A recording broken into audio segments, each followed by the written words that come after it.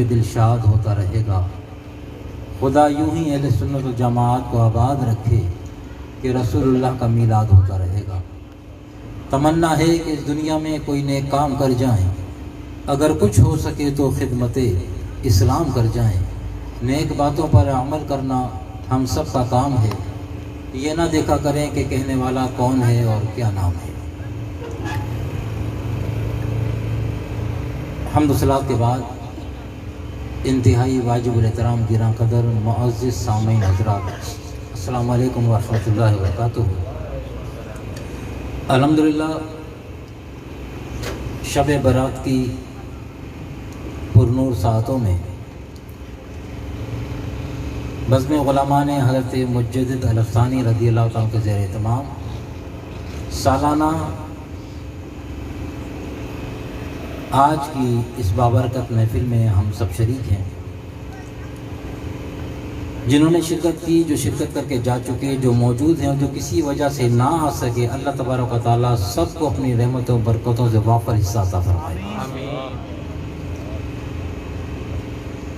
दोस्तों, बयान आपने हकीकी बयान तो अपने अल्लामा साहब को सुना, बस फ़कीर आपके सामने कुछ गुजारिशात अर्ज़ करेगा जो कि बहुत ज़रूरी हैं। एक जुमला आपने सुना होगा कि तस्वीर के दो रुख होते हैं। हर तस्वीर के दो रुख होते हैं। किसी मसले को समझने के लिए उसे हर दो तरीक़ों से जांचा परखा जाता है। मिसाल के तौर पे आप कोई दो फरीक का आपस का मामला हो और आप किसी एक फरीक की बात सुन के और यकीन कर लें तो ये इंसाफ नहीं होगा जब तक कि दूसरे फरीक की बात ना सुन ली जाए। फरीकैन का मामला हो या कोई और मामला हो तो दो रुख होते हैं हर बात के।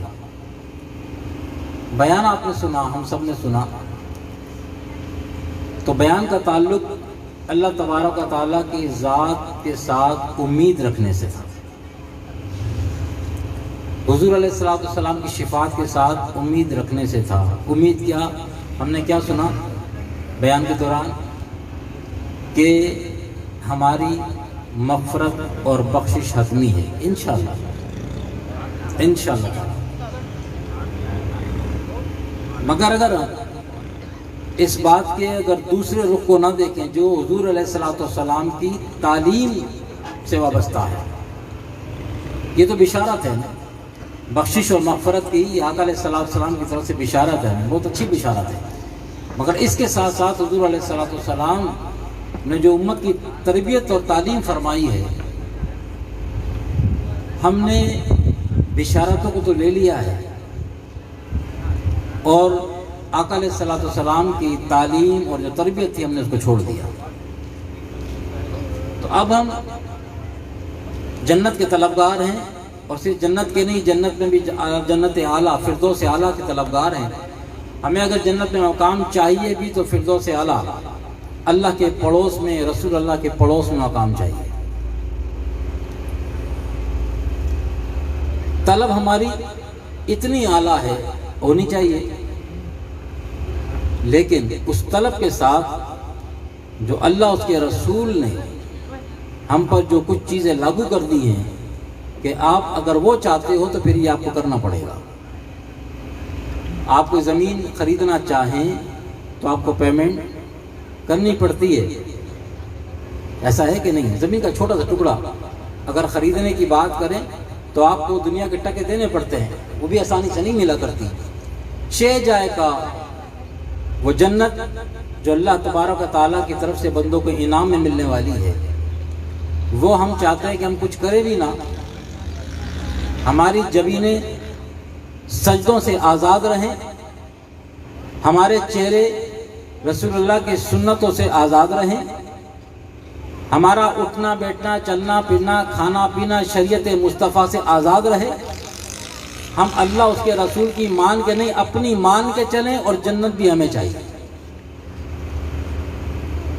तो ये जो तलब है ना हमारी, ये जो मांगना है, ये तलब करना है, तो इस तलब का जो दूसरा रुख है تو پھر آواز آتی کہ بندے مانگا تو نے ہے، اللہ کو دینے میں کوئی آر نہیں ہے، ان اللہ علی کل شیء قدیر، اور جس پہ قادر ہے اس کے خزانے میں کوئی کمی نہیں ہے، لیکن جو نے مانگا ہے، جو نے طلب کیا ہے، اس کے عوض میں ہم بھی تجھ سے کچھ چاہتے ہیں، وہ بھی تو لے کے آ۔ وہ کون لے کے آئے گا؟ وہ ہم کہتے ہیں کہ وہ ہمارے بس کی بات نہیں ہے۔ نماز پڑھنا، رمضان شریف والے روزے رکھنا، شریعت کی پاسداری کرنا، رسول اللہ کی سنتوں کی تابعداری، یہ ہمارے بس کی بات نہیں ہے، مگر چاہیے ہمیں جنت۔ آقا علیہ الصلوۃ والسلام کے پاس ایک صحابی تھے، ان کا ایک معاملہ آیا۔ اب سنیں بات، صحابہ کرام کا درجہ ہر صحابی جنتی ہے۔ جو صحابہ کرام کے اوپر معاملات جو قدرت نے رکھے ہیں نا، وہ ہمیں سمجھانے کے لیے، اس سے ہرگز یہ مطلب نہیں لیجیے گا صحابہ کرام کی شان میں کوئی گستاخی والی بات ہو، یہ ہمیں سمجھانے کے لیے قدرت نے معاملات رکھے ہیں۔ تو ایک صاحب کا ذکر حضور کے پاس آیا کہ صاحب فلاں صاحب جو ہیں وہ جاں کنی کے عالم میں ہیں، ان کی جان نہیں نکل رہی، انہیں کلمہ پڑھنے کی تلقین کی جا رہی ہے مگر ان کی زبان سے کلمہ ادا نہیں ہو رہا۔ یہ کس کی بات ہو رہی ہے؟ جو صبح شام حضور کے چہرے کی زیارت کیا کرتے تھے، حضور کے صحبت یافتہ۔ آقا علیہ الصلوۃ والسلام کریم آقا شفقت فرمائی، اور آپ یہ نہیں فرمائے اس کو میرے پاس لے آؤ، چرپائی پہ ڈال کے اس کو میرے پاس لے آؤ، حضور علیہ الصلوۃ والسلام خود بنفس نفیس اس کے گھر تشریف لے گئے، اپنے صحابہ کرام کے ساتھ اپنے اس غلام کے گھر تشریف لے گئے، اور جب اس کو کلمہ پڑھنے کی تلقین کی گئی تو اس نے کہا کہ میں اس پہ قدرت نہیں رکھتا۔ کیا کہا؟ کہ میں اس پہ قدرت نہیں رکھتا، یعنی پڑھنا تو چاہتا ہوں مگر پڑھ نہیں پاتا، اور جان اٹکی ہوئی۔ آقا علیہ الصلوۃ والسلام جو دلوں کے حالوں سے واقف ہیں، آپ سمجھ گئے کہ معاملہ کچھ اور ہے۔ آپ نے فرمایا کہ اس کی ماں ہے، اس کی ماں حیات ہے، زندہ ہے؟ عرض کیا گیا یا رسول اللہ ہاں اس کی ماں حیات ہے۔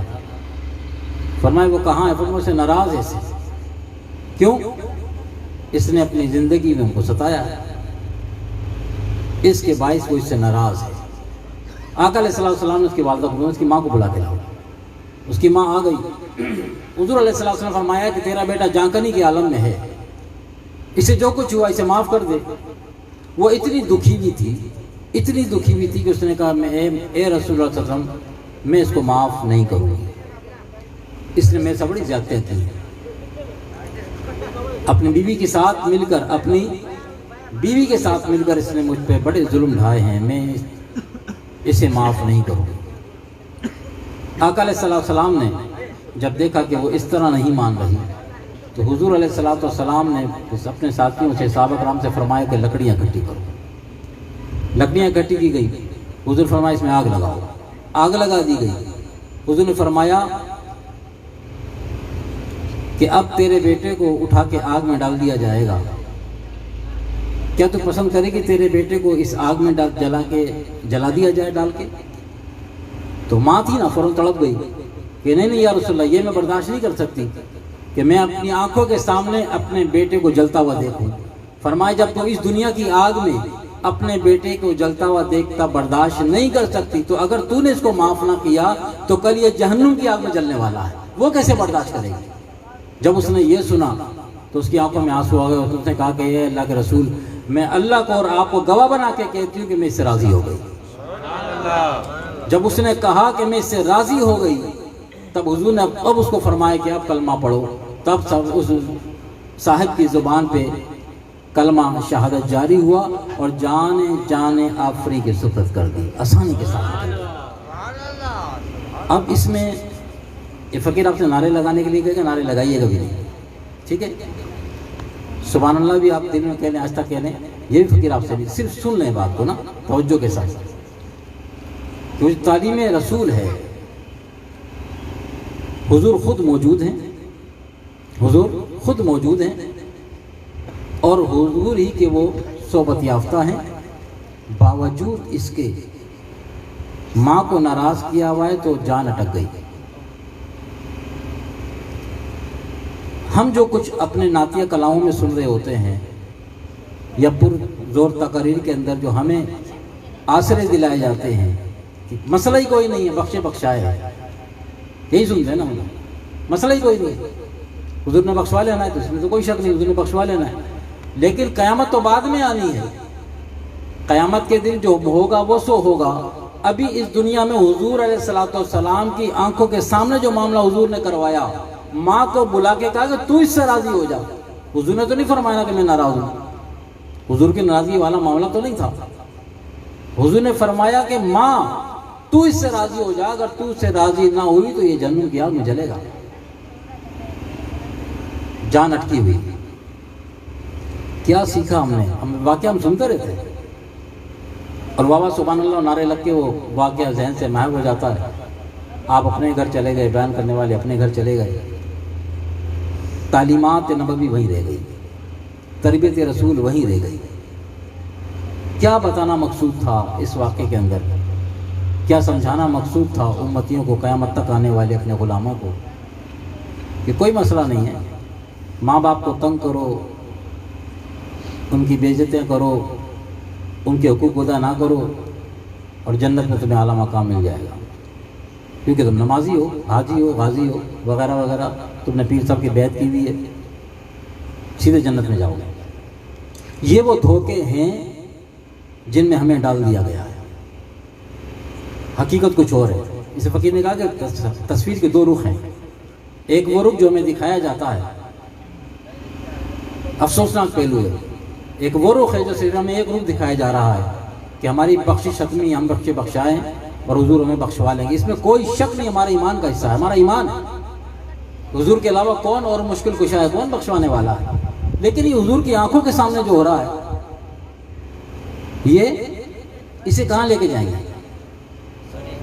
تو قیامت اور قبر تو بعد کی بات ہے، زندگی کے معاملات جو ہمیں کرنے کے لیے کہے گئے ہیں، جن سے ہم جان چھڑا رہے ہیں، پھر یہ کہاں جائیں گے؟ اگر ان باتوں کی کوئی وقت ہی نہ تھی نا، شریعت پر چلنے کی کوئی ضرورت ہی نہ تھی، کوئی ویلیو نہ تھی، تو پھر شریعت کو لایا کیوں گیا؟ ہم سے کیوں کہا گیا عمل کرنے کے لیے؟ بس کلمہ پڑھ لینا کافی تھا، پھر ساری جنت میں چلے جانے تھے۔ تو یہ جو ہم ایک ہی رو میں جو بہتے چلے جا رہے ہیں نا، ہم نے محفلوں کا انعقاد کیا، وہ شب برات ہو، شب معراج ہو، 27 شب بھی آ رہی ہے انشاءاللہ تعالی، یہ راتیں جاگ کر اور ان راتوں میں عبادت کر کے جیسے تیسے بھی، اور پھر ہم نے سمجھتے ہیں کہ بس اب ہمارا یہ عبادتیں جو ہیں یہ اللہ کا حق ہیں۔ کیا ہے؟ اللہ کا، ہم پر یہ اللہ کا حق ہے، ہم عبادت کر کے اللہ پر کوئی احسان نہیں کرتے، ہم پر، ہمارے وجود پر یہ اللہ کا حق ہے کہ ہماری پیشانی اس کی بارگاہ میں زمین پر جھکنی چاہیے، یہ اس کا حق ہے۔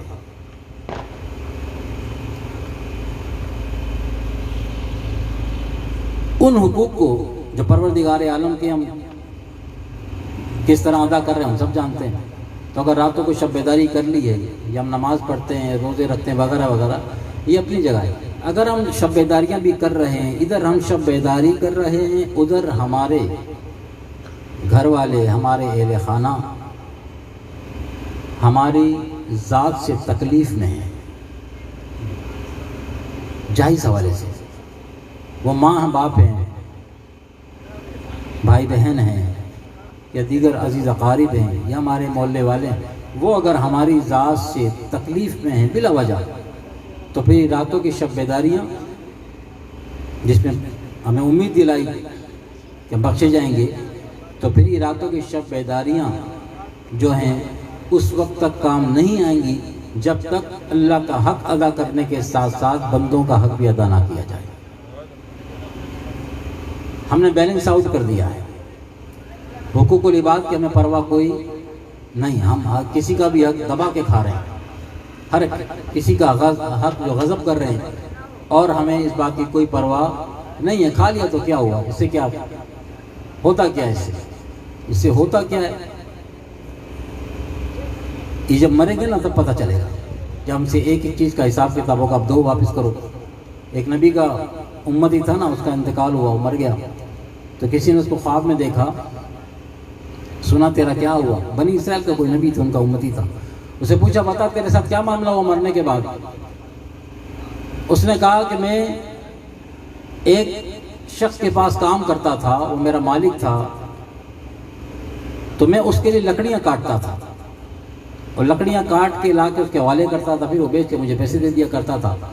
تو ایک دن میں وہ جو گٹھا لکڑیوں کا تھا نا وہ کاٹ کے لا رہا تھا، راستے میں سستانے کے لیے بیٹھا، آرام کرنے کے لیے بیٹھا، تو وہاں پہ میں نے ان لکڑیوں میں سے ایک کانٹا، لکڑیوں میں سے ایک تنکا وہ توڑ لیا دانت صاف کرنے کے لیے. وہ توڑ کے میں نے پھینک دیا. اس کے بعد میں آگے روانہ ہو گیا. جو گٹھا مالک تھا مالک کے حوالے کر دیا لکڑیوں کا. بات آئی گئی ہو گئی. بولا پھر کیا ہوا؟ بولا جب میں مرا ہوں اور قبر میں آیا ہوں، فرشتے مجھ سے اس تنکے کا سوال کر رہے ہیں، تو نے پیمنٹ پوری لی تھی اپنے مالک سے، وہ تنکا تیری ملکیت نہیں تھا، وہ تنکا جو لکڑی گٹھے میں سے تو نے توڑ کے دانت صاف کر کے پھینک دیا، وہ فرشتے مجھ سے کہہ رہے ہیں کہ وہ تنکا لے کے آ، واپس کر. اب میں کہاں سے لا کے دوں وہ تنکا؟ اس تنکے کی وجہ سے پھنسا ہوا. اور ہمارا کیا حال ہے؟ ہم تو ڈکار بھی نہیں لے رہے نا، یہاں تک بھرے ہوئے. دوسروں کے حقوق ہم نے یہاں تک غضب کیے ہوئے ہیں. بیوہ کا مال، یتیم کا مال اندر، عزیز رشتہ داروں کا جو کمزور ہے ان کا مال بھی اپنے اندر، اور ڈکار بھی نہیں لے رہے. پرواہ کوئی نہیں. اور پھر دعائیں کیا ہو رہی ہیں؟ اللہ تعالیٰ جنت میں اعلیٰ مقام عطا فرمائے. فردوس اعلیٰ چاہیے، جنت میں حضور کا پڑوس چاہیے. جنت میں نبی کا پڑوس اگر چاہیے تو پھر یہاں نبی کی تعلیم پہ عمل کرنا پڑے گا. موسیٰ علیہ السلام نے اللہ تعالیٰ سے عرض کی، مولا جنت میں میرا پڑوسی کون ہے؟ جنت میں میرا پڑوسی کون ہے؟ اللہ نے موسیٰ علیہ السلام فرمایا کہ فلاں جگہ چلے جاؤ، فلاں بندہ ہے وہ جنت میں تمہارا پڑوس. آپ نے سفر کیا، اس مقام پہ پہنچے، دیکھا وہ کسائی تھا. آپ حیران رہ گئے، کسائی گوشت بیچنے والا اور میرا پڑوسی، وہ بھی جنت میں. آپ نے معاملہ کچھ ہے، کوئی حکمت ہوگی اللہ کی. آپ اس کے پاس تشریف لگے، فرمائے میں تمہارا مہمان ہوں. بسم اللہ. وہ دکان بند جب کری، جب گھر گیا تو ساتھ ساتھ آپ اس کے گئے اس راز کو پانے کے لیے کہ کیا بات ہے اس کے اندر کہ جنت میں اس کو میرا پڑوسی بنایا گیا. جب آپ اس کے پاس گئے تو اس کے گھر میں ایک بوڑھی ماں تھی جو چل پھر بھی نہیں سکتی تھی. وہ گھر میں گیا اور گھر میں جا کے اس نے اپنے ہاتھوں سے کھانا بنایا، کھانا بنا کے کھلا کے والدہ کے ہاتھ دھلائے اور ہاتھ دھلا کے ان کے ہاتھ خشک کیے اور پھر اپنے ہاتھوں سے چھوٹے چھوٹے لقمے بنا کے والدہ کے منہ میں دینے لگا. والدہ آہستہ آہستہ کھاتی رہی، ان کو کھلاتا رہا. جب کھانا کھا چکا تو والدہ زیر لب بڑبڑائی، جو موسیٰ علیہ السلام نہیں سن سکے اس وقت. آپ نے اس سے پوچھا کہ تمہاری والدہ نے کیا کہا ہے؟ پر جب میں اپنی والدہ کو کھانا کھلاتا ہوں نا تو میری والدہ زیر لب مجھے ایک دعا دیتی ہے. بولا کیا؟ بولا میری والدہ مجھے دعا دیتی ہے کہ اللہ میرے بیٹے کو موسیٰ علیہ السلام کا جنت میں پڑوسی بنانا. وہ ماں، اس ماں کی دعا سے اللہ نے اس کسائی کو اپنے نبی کا جنت میں پڑوس عطا فرمایا. سبحان اللہ. اور اسی ماں کو ہم تکلیفیں پہنچا کے شب بیداریاں ہوتی ہیں اور نمازیں پڑھتے ہیں، تبلیغیں کرتے ہیں وغیرہ وغیرہ، محفلوں کا انعقاد. اور ماں ہی اگر راضی نہ ہوئی تو پھر یہ لمبی دعائیں مانگنے کا فائدہ کچھ نہیں. تم نے ایک دعا بھی نہ مانگی، لیکن ماں اگر آپ سے راضی، اس کے ہاتھ آپ کی دعا کے لیے اس کے اٹھے ہوئے. آپ کی مانی جانا مانے، آپ کی سنے نہ سنے، ماں کی سنے گا. تو جس کی سنی جانی ہے، حضور نے اشارے دیے نا، تو جس کی سنی جانی ہے اس کو ناراض کیا ہوا ہے. تو یہ حقوق العباد سے اس کا تعلق ہے. اللہ کے بندوں کے حق جو ہیں وہ جب تک کلیئر ہم نہیں کریں گے اس وقت تک یہ دینی محفل کا انعقاد، نماز، روزہ، حج جیسی عظیم عبادت وہ بھی قبول نہیں ہے. آپ حج پہ جاتے نا، جو حج پہ گئے ہوں گے، اللہ سب کو لے جائے، تو کیا حج میں کیا کیا گیا مجھے. اب یہ بات تو اللہ کی وہاں پہ، ٹھیک ہے نا. لیکن جب آپ طواف کرتے ہیں نا، طواف کرتے ہیں تو ایک ہدایت ہے اس کے لیے. آقا علیہ السلام نے فرمائی کہ جو حج کرنے جائے، عمرہ کرنے جائے، طواف کرے نا، تو کوشش فرمایا کہ تم کوشش کرو کہ تمہارا کندھا کسی کو نہ لگے. طواف کرنے کے دوران تمہاری ضرب کسی کو نہ لگے، تمہارے پاؤں کی ٹھوکر کسی آگے والے کو نہ لگے قصدن. قصدن یعنی جان بوجھ کے، اور اس سے آگے نکلنے کی جستجو میں کہ تم باس والے کندھا مار کے آگے نہیں نکل جانا۔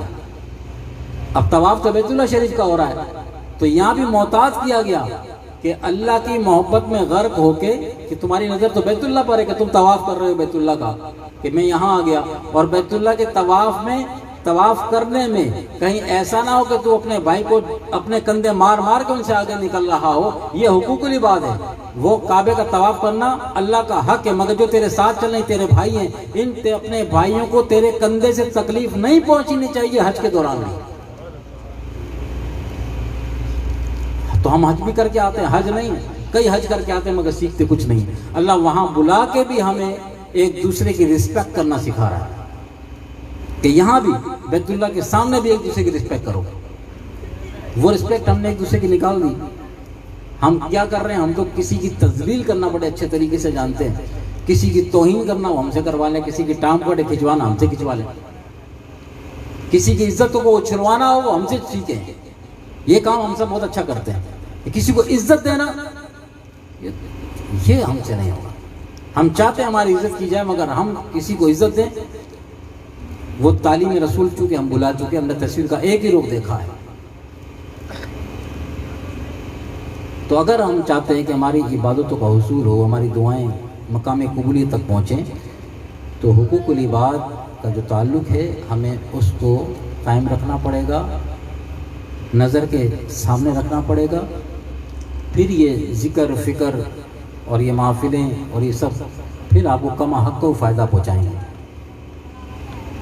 ورنہ یہ دو ٹرین کی وہ دو پٹریاں ہیں جو کبھی آپس میں ملتی نہیں ہیں، الگ الگ چلتی ہے نا، ملنے والی نہیں ہے۔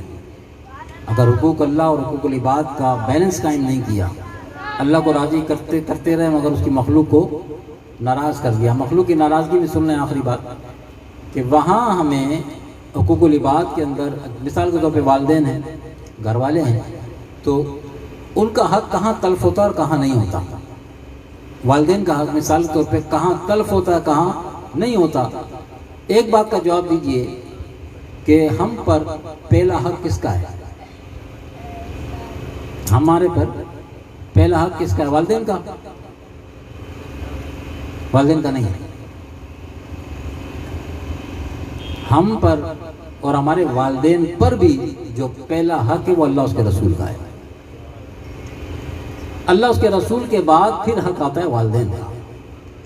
تو اب اگر والدین اپنی اولاد کو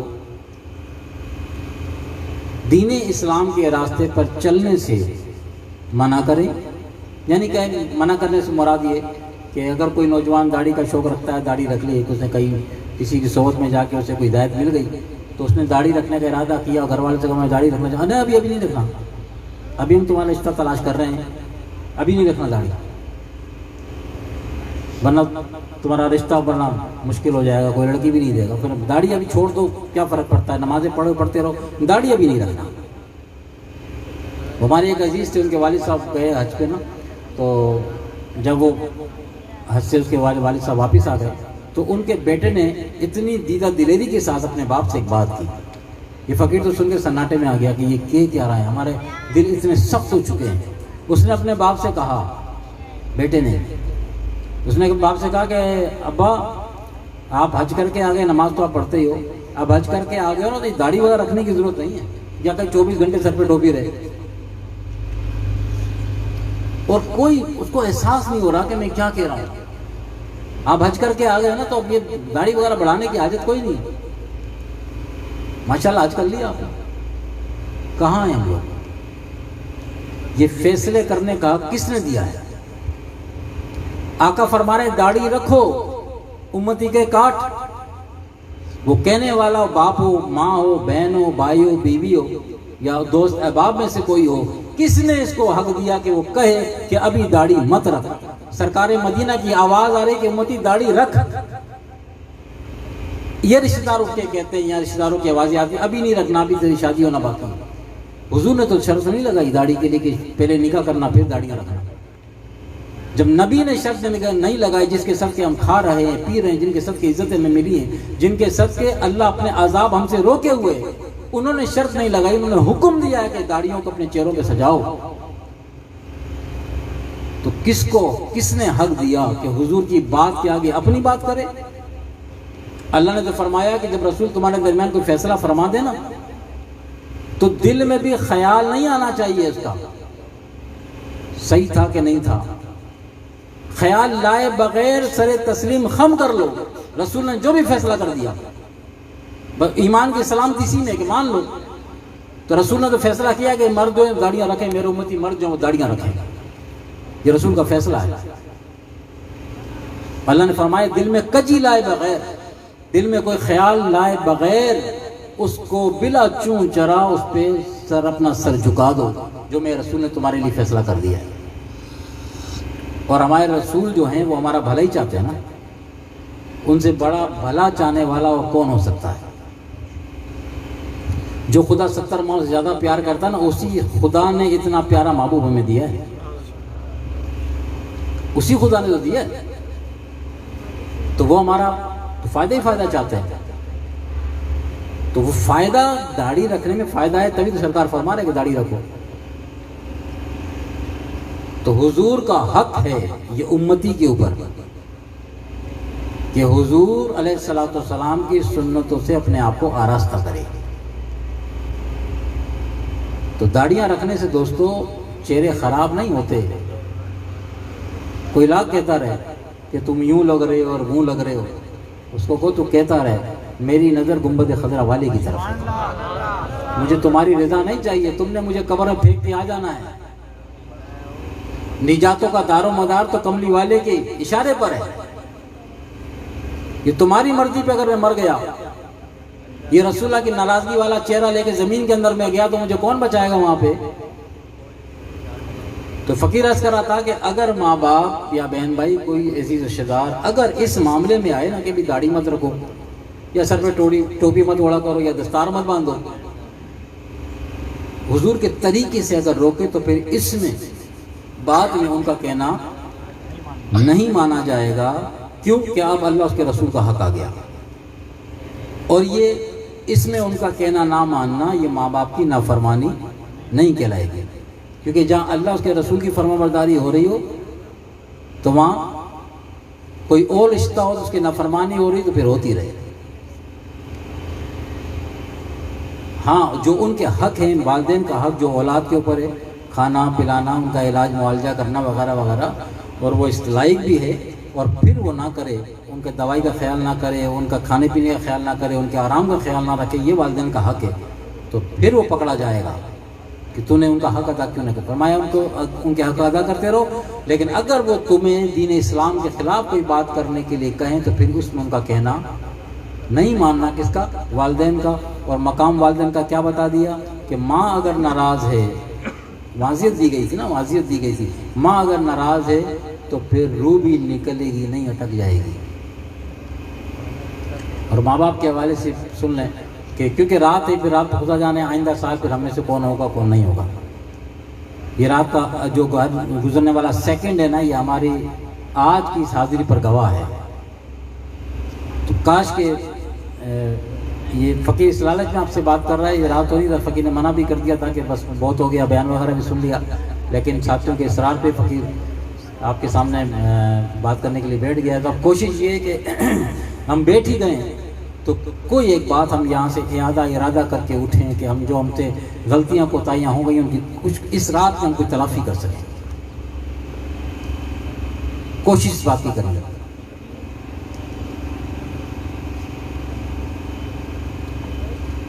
تو یہ جو معمولات ہیں نا، جب معمولات ہم اپنے درست نہیں کریں گے اس وقت تک، ایک ہے عبادات اور ایک ہے معمولات، یہ جسے ہم معاملات کہتے ہیں، تو اپنے معاملات کو اپنی عبادات کے ساتھ ساتھ درست کرنے کی ضرورت ہے، انہیں درست کریں، یعنی حقوق اللہ اور حقوق العباد۔ حضور علیہ السلام کی اگر بخشش اور مغفرت چاہیے، حضور کی شفاعت اگر چاہیے، تو حضور علیہ السلام نے اپنے قول اور اپنے فعل سے ہمیں یہ بتا دیا ہے کہ تمہیں کرنا کیا ہے، تمہیں کرنا۔ اچھا ایمان سے بتاؤ نا، ہم بڑے عاشق رسول ہیں یا صحابہ کرام عاشق رسول تھے؟ ہم بھی نعرہ لگاتے ہیں نا غلامی رسول میں موت بھی قبول ہے، لگاتے ہیں نا نعرہ. کبھی ہم نے یہ نعرہ لگایا کہ غلامی رسول میں داڑھی بھی قبول ہے، غلامی رسول میں نماز پڑھنا بھی قبول ہے، غلامی رسول میں رمضان کے روزے رکھنا بھی قبول ہے؟ تو غلاموں کی ادائیں تو یہ تھی حضور کے. وہ چہروں پہ داڑیاں خوشی خوشی سجایا کرتے تھے. اس فقیر نے کتاب میں پڑھا کہ صحابہ کرام میں اگر کسی کے چہرے پہ داڑھی نہیں آتی تھی نا، قدرتی بات کے چہرے پہ داڑھی نہیں ہوتی، عمر گزر جاتی داڑھی نہیں نکلتی، یہ قدرتی طرف سے ہوتا ہے، تو اس میں اس کا تو کوئی جرم نہیں ہے. تو صحابہ کرام کا عشق دیکھو، محبت دیکھو داڑھی کے حوالے سے. وہ کہتے ہیں، فرماتے تھے کہ ہمارے درمیان اگر کسی ساتھی کے چہرے پہ یہ سنت مبارکہ اگر نہیں آتی تھی نا، اور عمر طویل ہو جاتی اس کی، وہ نہیں آتی، تو اگر ہمیں پتہ چلتا کہ حضور کی یہ سنت بازار سے ملتی ہے نا، تو ہم اسے بہت سارے درہم و دینار دے کے خرید کے لا کے اپنے بھائی کے چہرے پہ سجا دیتے. مول خریدنے کو تیار تھا. ان کا عشق یہ تھا، عشق رسول. ہم تو نعرے لگاتے ہیں، ہم نعرے لگانے والے. وہ نعرے نہیں لگاتے تھے، وہ کام کرتے تھے. ہم نے صرف نعرے پکڑے ہیں. تصویر کا ایک رخ لے کے چل رہے ہیں، کیونکہ دوسرا رخ تھوڑا سا تکلیف والا ہے نا، نفس کو تکلیف آنی ہے اس میں. شیطان کو تکلیف ہوگی تو شیطان سے ہماری یاریاں ہیں، نفس کے ساتھ ہماری دوستیاں ہیں. تو شیطان کو کیسے ناراض کریں، نفس کو کیسے ناراض کریں؟ حالانکہ نفس اور شیطان دشمن خدا ہیں. اگر جو نفس اور شیطان کو راضی رکھے گا، اللہ اس سے ناراض ہو جائے گا. جو اللہ کو راضی رکھے گا، شیطان اس سے دور ہو جائے گا. فیصلے ہم نے کرنے ہیں کہ ہم کر کیا رہے ہیں، کہاں جا رہے ہیں، کس کو دوست بنایا ہے، کس کو دشمن بنایا ہے. تو دوستو،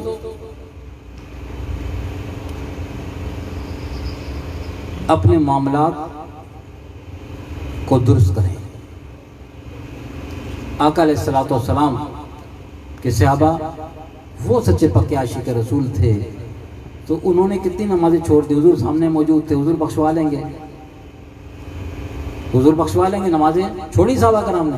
یہ اس بات پہ جو آج ہم نے کیا ہوا ہے نا، رات جائیں گے صبح فجر کی نماز ہم نے نہیں پڑھنی ہے، کیونکہ رات جو جاگی تقریر بھی سن لی، نعتخوانی بھی سن لی، حضور کی بخشانے کی شفاعتوں کے مجدے بھی سن لی، بشارتیں بھی سن لی، تو بس بخشش ہو جائے گی. تو صبح فجر کی نماز ہم نے نہیں پڑھنی ہے.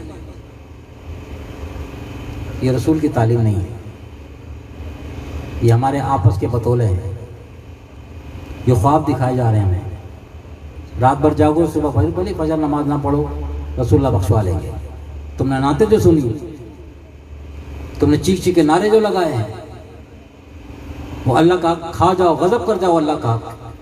صبح فجر کے 4 رکعتیں، صرف 4 رکعتیں، وہ بھی نہ پڑھو. صبح کھانے کے لیے رزق اللہ کا چاہیے، ناشتہ یاد رہتا ہے، لیکن صبح کی 4 رکعت، صرف 4 رکعت، وہ ہم پہ ایسی بھاری ہے کہ ہمیں نیند پوری کرنا مقصود ہے. جس وقت فجر کی نماز کا ٹائم ہوتا ہے نا، ایک نماز کا ٹائم ہوتا ہے، اور اسی ٹائم جس وقت ہم اٹھ نہیں پاتے فجر کی نماز کے لیے، ہم اٹھ نہیں پا رہے ہوتے، اور سردیاں ہوں یا گرمیاں، سردیوں میں تو موسم اور بستر اچھا لگتا ہے نا، تو آپ کو جب سردیوں کے موسم میں پیشاب کی حاجت ہوتی ہے، تو آپ ایک وقت تک برداشت کرتے ہیں کہ بستر چھوڑنے کو دل نہیں کرتا. کب تک برداشت کر لیتے ہیں اس کو؟ آخر کار آپ کو سخت سردی میں بھی بستر چھوڑنا پڑ جاتا ہے. کیوں؟ کہ اب برداشت سے باہر ہو گئی، اب وہ جو رکا ہوا پیشاب تھا وہ تکلیف دینے لگا. مزید روکوں گا تو تکلیف ہوگی، ورنہ بستر گندا ہوگا، کپڑے گندے ہو جائیں گے. تو پھر آپ کیا کرتے ہیں؟ اس سخت سردی میں بھی بستر کو چھوڑ کے اور واش روم کی طرف دوڑ لگا دیتے ہیں. سردی برداشت کر لی. کس کے لیے کی سردی برداشت؟ پیشاب کرنے کے لیے. اس غلاظت کو باہر نکالنے کے لیے سردی برداشت کر لی، بستر بھی چھوڑ دیا. لیکن افسوس کا پہلو یہ ہے، اور ہمارے عشق رسول کے تقاضے اور ہمارا ایمان، افسوسناک پہلو یہ ہے کہ پیشاب کا اخراج کرنے کے لیے تو نرم گرم بستر چھوڑنے کو تیار ہو گئے، مگر جب اذان آئی تو 2 رکعت 4 رکعت اللہ کی بارگاہ میں سجدے کرنے کے لیے ہم نرم گرم بستر کو چھوڑنے کے لیے تیار نہیں ہوئے. ہم نے پوری نیند اپنی پوری کر کے سورج جب سوانحے پہ آ گیا نا، ہم نے اس کو اٹھنا ہے. اور اٹھ کے پھر ہمیں ناشتہ چاہیے. وہ ناشتہ کس نے دیا؟ تو رزق اللہ کا ہے. قربان جائیں، اس نے نماز نہ پڑھنے پہ ناشتہ روکا ہے آپ کا؟ زور کی نماز نہیں پڑھی، زور کا دوپہر کھانا اس نے روکا؟ آپ رات عشاء کی نماز پڑھے بغیر کھانا کھا کے سو گئے، اس نے کوئی پیٹ میں آپ کی تکلیف ڈالی کہ تو کھا اور پھر دیکھ؟ اب ایسا کرتا ہے؟ وہ نہیں کرتا. یہ اس کا 70 ماہ والا پیار ہے، 70 ماہوں سے بھی زیادہ والا پیار ہے. لیکن یہ اس بات کو اس انداز میں بھی لے لیں کہ 70 ماہوں سے زیادہ وہ پیار کرتا ہے نا. اچھا، ماں کا پیار کیا ہے؟ وہ بھی علامہ صاحب ہم سب کو سنا رہے تھے نا کہ ماں برداشت نہیں کرتی نا اپنے بچوں کو تکلیف میں دیکھنا. لیکن آپ نے دیکھا ہوگا کہ ماں مارتی بھی ہے.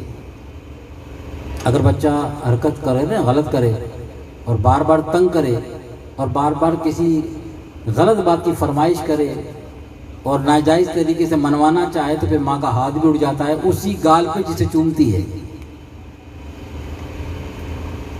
سخت سے سخت پٹائی بھی لگانی پڑے تو فقیر نے دیکھا، آپ نے بھی دیکھا ہوگا، گھروں میں ہوتا ہے مائیں کیسے کیسے مارتی ہے کہ نیل پڑ جاتے ہیں. یہ وہی ماں تھی جو دوسرے کو ہاتھ بھی نہیں لگانے دیتی، مگر اپنے ہی ہاتھ سے بچے کے جسم پہ اس نے نیل ڈال دی. کیوں؟ آج اس نے غلط حرکت کی، ابھی سبق نہیں سکھایا تو آگے جا کے اور بگڑے گا. تو ماں نے سنوارنے کے لیے مارا نا. یہ وہی محبت کرنے والی ماں ہے جو خود تکلیف اٹھاتی ہے، بچوں کو تکلیف نہیں ہونے دیتی. مگر جب آئی بات تربیت کی تو تربیت کے معاملے میں اس نے پھر اس کی پٹائی میں لگائی. تو وہ رب 70 ماہوں سے زیادہ پیار کرنے والا ہے. جس ماں کے دل میں اس نے یہ محبت ڈالی ہے نا کہ وہ اپنی بات، اپنی ذات کو بھول کے بچے کی پرورش کرتی ہے، اسی نے ماں کے دل میں یہ سختی بھی ڈالی ہے کہ اس کو سیدھا رکھنے کے لیے اس کی پٹائی بھی لگانی ہے. اب بات کو سمجھ آ رہی ہے آپ کے کہ پھر وہ 70 ماہوں سے زیادہ پیار کرنے والا ہے. جہاں وہ 70 ماہوں سے زیادہ پیار کرنے والا ہے وہاں پوچھنے والا بھی تو ہے، پکڑنے والا بھی تو ہے، وہ گرفت کرنے والا بھی تو ہے. یہ کیوں بھول جاتے ہیں؟ کیا حضور نے ہمیں ان باتوں سے نہیں ڈرایا کہ اللہ کی گرفت سے، معاذ اللہ کے حضور نے یہ فرمایا کہ اللہ کی گرفت سے مت ڈرنا، اللہ کے عذاب سے مت ڈرنا. حضور کا تو حال، ہم قبرستانوں میں جاتے ہیں، ہمارا حال یہ ہو گیا ہے کہ ہمارے دل اتنے سخت ہو چکے ہیں، ہم جنازہ لے کے جاتے ہیں قبرستان میں، وہاں تدفین ہو رہی ہوتی ہے، ہم قبر کے پاس کھڑے ہو کے، قبروں پر کھڑے ہو کے نہیں، قبروں کے اوپر بیٹھ کے دنیا کی کاروبار کی باتیں کر رہے ہوتے ہیں. ایسا کرتے ہیں؟ ہم نہیں کرتے. کوئی قبر کے اوپر چڑھ کے بیٹھا ہوا ہے، کوئی قبر سے ٹیک لا کے بیٹھا ہوا ہے، ایسے بیٹھے چوکڑیاں مار کے بیٹھتے ہیں کہ ابھی تو تدفین ہو رہی ہے، ابھی مٹی دیں گے، بعد میں ٹائم ہے، بیٹھو باتیں کرتے ہیں. اس فقیر نے بارہا مشاہدہ کیا اس بات کا اور کئی بار سمجھائے بھی قبرستان میں کھڑو کہ کر کیا رہے ہیں آپ لوگ.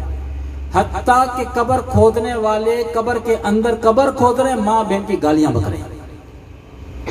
جب قبر کھود کے بھی ہمارے دل نرم نہیں ہوئے اور منہ میں مین پوری گٹکا بھرا ہوا ہے، قبر کھود رہے ہیں اور دوسرے کو ماں بہن کی گالیاں نکل رہی ہیں، تو دل ہے کیا اندر؟ پھر جسے دل کہتے ہیں وہ تو نہیں رہا نا. پھر وہ کوئی پتھر ہوگا، وہ تو کوئی پتھر ہوگا جو قبر کے اندر اتر کے بھی اسے کوئی خوف محسوس نہیں ہوا اور وہاں اتر کے بھی وہ یہی کام کر رہا.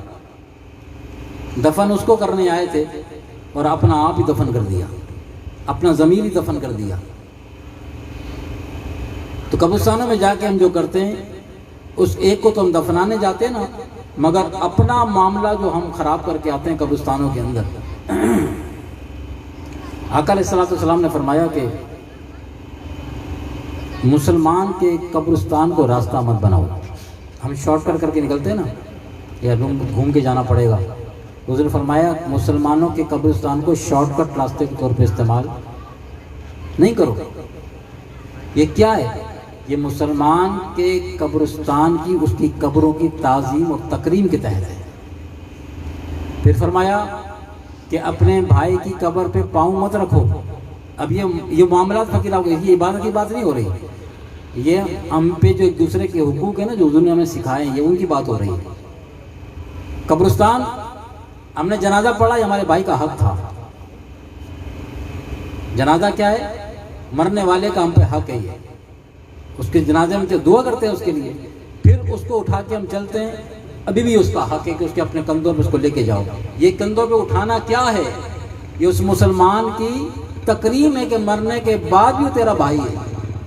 اور کیوں ہو رہی تکریم؟ کیونکہ لا الہ الا اللہ محمد رسول اللہ کہنے والا تھا. یہ تو نہیں کہا گیا نا کہ وہ گناہ گار تھا تو اس کو کھینچ کے اٹھا کے ایسی پھینک کے آ جاتا. نہیں، کوئی اللہ کا پیارا گیا یا کوئی مجھ جیسا نافرمان گیا، دونوں کی تدفین کے معاملات ایسے ہی ہونے. غسل بھی یکساں ہوگا، کفن بھی یکساں دیا جائے گا، جنازہ بھی ایک سے ہی پڑھا جائے گا، کوئی کمی بیشی نہیں ہے گناہ گار کے لیے اور غیر گناہ گار کے لیے. قبر بھی ایک جیسی اسی میں رکھا جائے گا. ایسا نہیں کہ کوئی اللہ والی قبر کو اندر سے کشادہ کر کے بنایا جائے، بڑی قبر بنائی جائے گی اس کے لیے. نہیں، قبر ویسی بنے گی دونوں.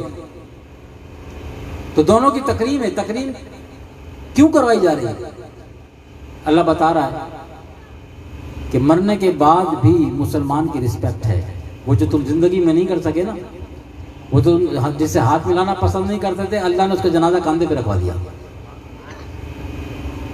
غریب تھا نا، غریب سے کون ہاتھ ملاتا ہے؟ مگر جب غریب کا جنازہ پڑا گیا نا تو پھر امیروں کندھے نیچے لگ گئے کہ چلو یار رسم دنیا کی خاطر ہی چلو کندھا دے دیں، رسم دنیا کی خاطر ہی کندھا دے دیں. تو کندھے پہ اللہ رکھوا دیا. قبرستان چلے گئے. وہاں جب گئے تو وہاں جب تدفین ایک ہی ہونی تھی، فقیر بیان کرنا چاہ رہا آپ سے. پھر وہاں ہم نے کیا دیکھا، کیا کرتے ہیں کہ ہم اور آپ ابھی تدفین میں ٹائم ہوتا ہے تو ہم اور آپ کیا کرتے ہیں، قبروں کو تلاش کرتے ہیں، ان پہ چڑھ کے بیٹھتے ہیں، ادھر ادھر کی باتیں کرتے ہیں. کوئی ساتھی قبر سے ٹیک لا کے بیٹھتا ہے، کوئی قبر کے اوپر چڑھ کے بیٹھے گا تو پاؤں تو اس پہ آ ہی جائے گا نا. سرکار دو عالم صلی اللہ تعالیٰ علیہ وسلم اس ہم جو معاملہ کر رہے ہوتے ہیں، یہ اس کے لیے کیا اشارہ فرماتے ہیں؟ ابھی عبادت کی بات نہیں ہو رہی. ہم نے اپنے مرے ہوئے بھائی کی قبر کے ساتھ وہاں جو جا کے کیا، جو پہلے سے وہاں مدفون ہیں. حضور نے فرمایا کہ اپنے بھائی کی قبر پہ پاؤں مت رکھو. یہ آرڈر ہے حضور علیہ السلام کا، یہ آرڈر ہے، حکم ہے. خبردار اپنے بھائی کی قبر کے اوپر پاؤں مت رکھو. نہ اپنے بھائی کی قبر کو تکیہ بناؤ، یعنی اسے ٹیک لگا کے بھی مت بیٹھو. یعنی پاؤں رکھنا تو ایک الگ بات تھی، تکیہ لگانے، ٹیک لگانے سے ہی منع کر دیا. اور آج ہمارے قبرستان جب کوئی میت لے کے جائیں تو یہی مناظر سب نظر آتے ہیں. تو ہم نے بھی دین سے سیکھا کیا ہے؟ کیوں منع فرمایا حضور علیہ السلام نے؟ ہم تو کہتے وہ پتہ نہیں کس کی قبر ہے بھائی، نیک تھا بد تھا پتہ نہیں کون ہے، مٹی کا ڈھیر ہی ہے نا. وہ کہتے مر گیا، ختم ہو گیا، مٹی ہوئی، مٹی ہو گیا. حضور اس مٹی کے ڈھیر کی تکریم کروا رہے ہیں. کیوں کہ مسلمان کی قبر ہے، اندر اللہ کا نیک بندہ ہے، گناہ گار، تم اس سے چھوٹے، تم اس سے چھوٹے. بس یہ لا الہ الا اللہ محمد رسول اللہ کہنے والی کی قبر ہے. اس کی قبر کی مٹی کی بھی تجھے تکریم کرنی ہے. کیسی کرنی ہے؟ اس کو ٹیک نہیں لگانا، اس پہ پاؤں بھی نہیں رکھنا. چہ جائے گا تم اس پہ چڑھ کے بیٹھ جاؤ، جو ہم کرتے ہیں. کیوں یا رسول اللہ اگر پاؤں رکھ دیا یا ٹیک لا کے بیٹھ گئے تو پھر ہوگا کیا؟ آقا علیہ السلام فرمایا کہ جب تم اپنے بھائی کی قبر پاؤں رکھتے ہو یا اس کو ٹیک لگا کے بیٹھتے ہو نا، اس سے تمہارے بھائی کو تکلیف ہوتی ہے. وہ ہم نے کہا نا وہ تو ختم ہو گئے، مر گئے. تو حضور فرما رہے ہیں اس کو تکلیف ہوتی ہے، وہ اس کا گھر ہے اور تم اس پہ چڑھ کے بیٹھ گئے، تم نے اسے پاؤں رکھ دیا. پھر فرمایا، پھر آپ عرض کرنا حضور سے پوچھیں سرکار پھر اگر رکھ دیا پاؤں تو پھر ہوگا کیا؟ تکلیف تو اس کو ہمارے لیے کیا ہوگا؟ فرمایا کہ اگر تمہیں پتہ چل جائے کہ اپنے مسلمان بھائی کی قبر پہ پاؤں رکھنے کا عذاب کیا ہے، اگر تمہیں پتہ چل جائے کہ مسلمان کی قبر پر پاؤں رکھنے کا عذاب کیا ہے، تو تم اپنے آپ کو یا اپنے پاؤں کو آگ میں ڈال لینا پسند کرو گے، اپنے بھائی کی قبر پہ پاؤں نہیں رکھو گے. یہ ہے مسلمان نہیں، مسلمان کی قبر کا احترام. ہم تو ایک دوسرے کی رسپیکٹ نہیں کر پاتے نا. تو کیا ہے میرے آگے یار، تو کل کا بھی آج ہمیں سمجھانے آیا ہے، تو ہم نے تو رسپیکٹ کرنی نہیں ہے. حضور تو ہمارے مرنے کے بعد ہم سے ایک دوسرے کی رسپیکٹ کروا رہے ہیں. یہ معاملہ اشارے ہیں کہ اپنے معاملات کو درست کرو. فرمایا اللہ چاہے گا اپنا حق معاف کر دے گا. یعنی اللہ چاہے گا، ایک نماز نہیں پڑھی وہ چاہے معاف کر دے، اس کی نماز تھی نا. ایک روزہ نہیں رکھا وہ چاہے معاف کر دے، اسے کون پوچھنے والا ہے؟ کوئی نیکی نہیں کی، معاف کر دیا اسے کون پوچھنے والا ہے؟ حضور نے فرمایا اللہ چاہے گا تو اپنا حق معاف کر دے گا، لیکن بندوں کے آپس میں معاملات ہیں، کسی نے کسی کا حق غضب کیا ہے، کسی کو دکھ تکلیف پہنچائی ہے، فرمایا جب تک بندہ اس بندے کو معاف نہیں کرے گا تو اللہ بھی معاف نہیں کرے گا۔ یہ ہے وہ دین، یہ ہے وہ تعلیم اور تربیت جس سے ہمیں دور لے جایا جا رہا ہے۔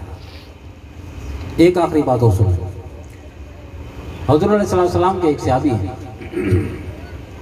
درود شریف پڑھی، اللہم صلی علی سیدنا مولانا مولانا محمد وعلی آلہ وصحبہ اجمعین۔ ایک رات حضور کو وضو کروا رہے تھے ربیعہ بن قعب رضی اللہ تعالی عنہ،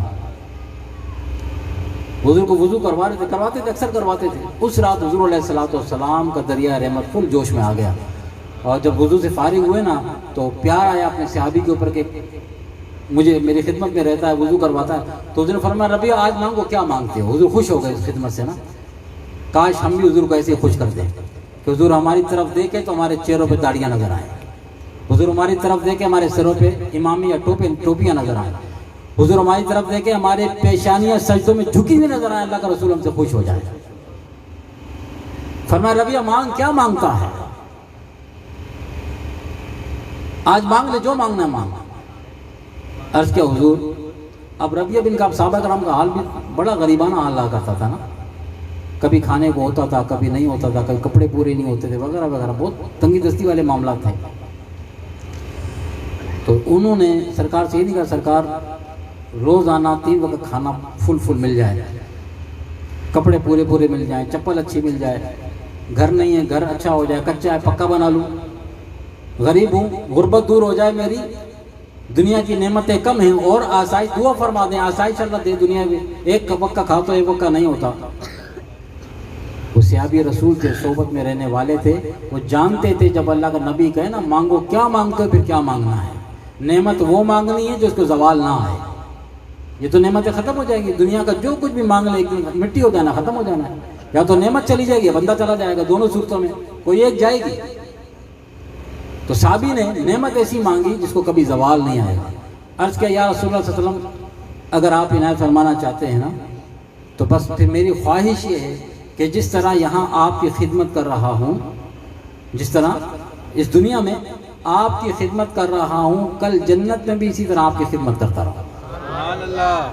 اب دیکھیں جنت نہیں مانگی صحابی نے، جنت نہیں مانگی، حضور کی خدمت مانگی کہ آپ کی خدمت، جب خادم خدمت میں رہے گا تو جہاں مالک ہوگا وہیں خادم ہوگا۔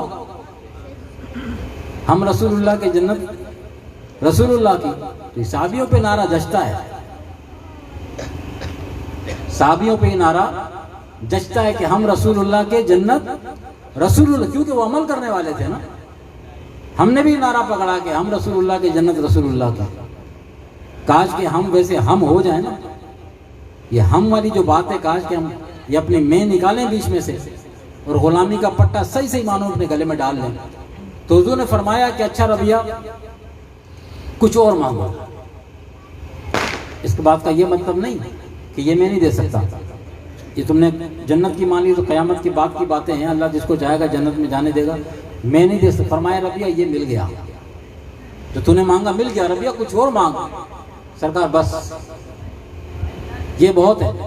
حضور نے 3 دفعہ فرمایا ربیعہ مانگ اور مانگ اور مانگ۔ ربیعہ 3 بار یہی عرض کر سرکار بس یہی مانگ، جو مانگنا تھا مانگ لیا۔ وہ کسی شاعر نے کہا نا کہ سب کچھ خدا سے مانگ لیا، ایک تجھ کو مانگ کر اٹھتے نہیں ہیں ہاتھ میرے اس دعا کے بعد۔ یا رسول اللہ بس جو مانگنا تھا مانگ لیا، اب اور کوئی حاجت ہے ہی نہیں۔ تو حضور علیہ الصلوۃ والسلام نے اب جو جملہ، اب عموماً یہ حدیث ہمیں یہاں تک سنائی جاتی ہے کہ حضور نے اپنے غلام کو جنت عطا فرما دی، اختیار ہے حضور نے دے دی۔ اس جنت عطا فرمانے یہ تھی عطا حضور کی، یہ تھی عطا دے دی مانگنے پہ، اپنی غلامی کا شرف وہاں بھی دے دیا، خدمت کا شرف وہاں بھی دے دیا۔ اب حضور علیہ السلام آگے تربیت کی بات فرماتے ہیں، اسی حدیث کا حصہ ہے، مگر افسوس کا پہلو ہے کہ ہم کو سنایا نہیں جاتا، حالانکہ اس میں حضور کی شان نظر آتی ہے، اس میں بھی شان نظر آتی ہے۔ حضور نے فرمایا اچھا ربیعہ یہ تجھے مل گیا، اب کیا کرنا؟ فرمایا ربیعہ اب سجدوں کی کثرت سے میری مدد کرنا، سجدوں کی کثرت سے میری مدد کرنا۔ کیا مطلب تھا اس بات کا؟ اس کو یوں سمجھ لیں کہ جب کوئی پیڑ ہوتا ہے نا اور اس پہ جب پھل آتا ہے، پھل دار درخت پہ جب پھل آتے ہیں تو پیڑ اور جھک جاتا ہے، ایسا ہوتا ہے۔ تو جب فرمایا اب یہ خدا کا انعام تجھے مل گیا، تو نے جو جنت میں ہماری غلامی کا شرف مانگا وہ بھی تجھے مل گیا، اب جب انعام ملا کرتا ہے تو انعام والا اور جھک جاتا ہے۔ تو اب تک جو تم نمازیں پڑھ رہے ہو نا، یہ پڑھتے رہنا۔ اب تک جو تم اعمال کر رہے تھے، نمازیں پڑھ رہے تھے، سجدے کر رہے تھے، یہ چیز قائم رکھنا، لیکن ایسا نہ ہو کہ کہیں انعام ملنے کے بعد سجدوں کی کثرت میں کہیں کمی واقع ہو جائے۔ تو کمی تو آنی نہیں ہے، سجدوں کی کثرت کرنا، اپنے سجدوں کو اور بڑھا لینا۔ انعام ملنے کے بعد کہیں ایسا نہ ہو کہ عبادت کرنا ہی چھوڑ دو، کہ اب تو رسول نے بشارت دے دی ہے، رسول نے بشارت دے دی ہے مجھے، تو اب وہ عبادات سے ہاتھ ہی اٹھ گئے۔ نہیں، یہ تھی وہ تربیت کہ اللہ کا رسول تمہیں زبان دے رہا ہے کہ تمہیں دے دی یہ بات جو تم نے مانگی، میں کہ ربیہ سجدوں کی کثرت کرنا، سجدوں کی کثرت سے میری مدد۔ تو اب ہم جو کر رہے ہیں دوستو، اب ایمان سے بتائیں کہ یہ ہمارا عشق سچا ہے یا صحابہ کرام کا سچا تھا؟ ہے نا، ہمارے پاس صرف نعرے ہی ہے نا، ہمارے پاس صرف کھوکھلے نعرے، کھوکھلے۔ تو اس دھوکے میں سے اپنے آپ کو ہمیں نکالنا پڑے۔ ہم خواب دیکھ رہے ہیں، اللہ کرے کہ ہم اس خواب سے اڑ جائیں، خواب سے بیدار ہو جائیں۔ تو جب خواب سے بندہ بیدار ہوتا ہے نا، حقیقت کچھ اور ہوتی ہے۔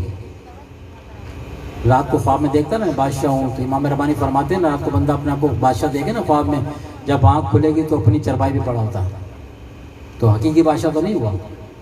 یہ خواب خرگوش کے جو مزے ہیں نا، یہ خواب خرگوش سے، یہ غفلت کے جو مزے ہیں، اس غفلت سے پٹی آنکھ سے کب اترے گی؟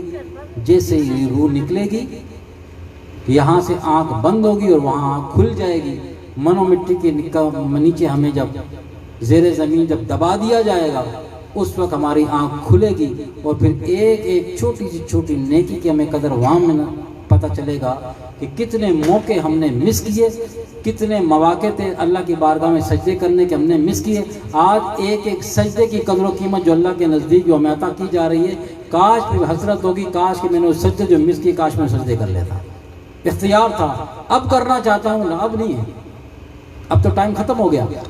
سجدے کرنے کے لیے زمین سے اوپر ہونا ضروری ہے، زمین کے اندر جا کے سجدے کرنے کی حاجت نہیں ہوگی، منانا ہے زمین کے اوپر رہ کے۔ ابھی منا لیں، ورنہ زمین کے نیچے جانے کے بعد پھر منانے کا ٹائم ختم ہو۔ تو علی رضی اللہ فرمایا کہ لوگ ابھی سو رہے ہیں، یعنی غفلت کی نہیں جو ہم سو رہے ہیں، فرمایا لوگ ابھی سو رہے ہیں، جب قبروں میں جائیں گے تو جاگ جائیں گے۔ اللہ تبارک تعالیٰ اس وقت سے پہلے ہمیں خواب غفلت سے جگائے، اور ہم سب کو اپنے معاملات کو، اپنی عبادات کے ساتھ ساتھ اپنے معاملات کو درست کرنے کی توفیق اور ہمت فرمائے۔ وما علینا الا البلاغ۔ اب ہر محفل میں جو سالانہ محفل